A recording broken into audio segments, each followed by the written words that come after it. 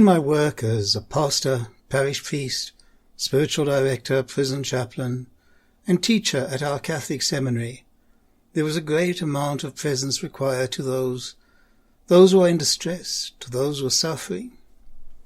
Holding in my arms the infant dying of AIDS, accompanying parents who must let go of a child, leaving the altar to comfort a father who has just heard the news of the tragic death of his wife and children, horrific confessions of murder, terror, mutilation. This is all the work that has all too often left me empty and bewildered. It was the false self that taught me how to cope and survive behind the mask and the costume of separateness and otherness, aloof from the interaction and the reality of that moment. Present, yes, and even acting within the moment, yet with a mind imaging in either the past or the future. This role that I continued to play was accompanied by the enticement of the busyness of accomplishment, an old and familiar companion, while still feeling overwhelmed. Even while teaching the practice of contemplation, I had lost my own centre of being, as contained in the warning of Thomas Merton. There is a pervasive form of contemporary violence to which the idealist most easily succumbs: activism and overwork.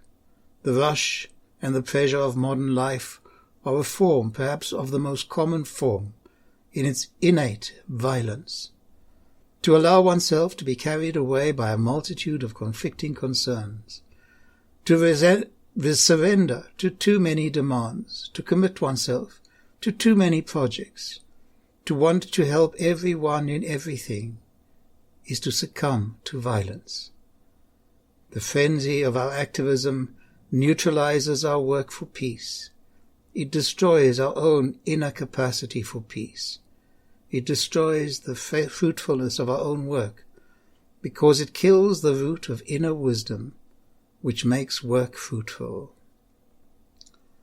Following the many years of abuse, overwork, and overload, I came face to face with my own mortality after collapsing with chronic heart failure and chronic obstructional pulmonary disease that led to 2 weeks in intensive care and 2 weeks in a step-down facility.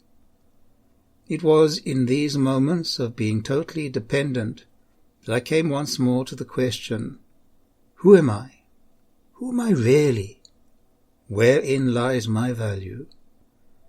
It was with some wry humour that I noted that there were no visits from my diocesan bishop or any of my religious superiors.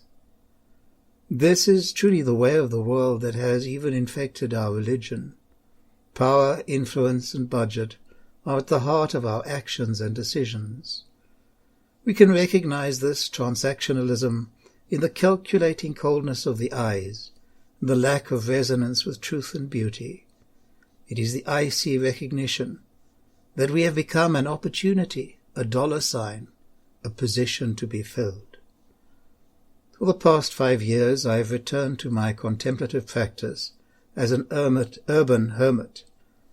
Dying before I die is a daily encounter of letting go of control and the practice of getting out of the way that I learnt while in prison ministry. I now practice being present to those who are invisible to our society, the migrant car guards, those who reside hidden in our shopping malls, and those abused as cheap migrant labor. But to these people the images and labels that I have of myself are meaningless. All that matters to them is my presence in their stories, my presence to their hardship.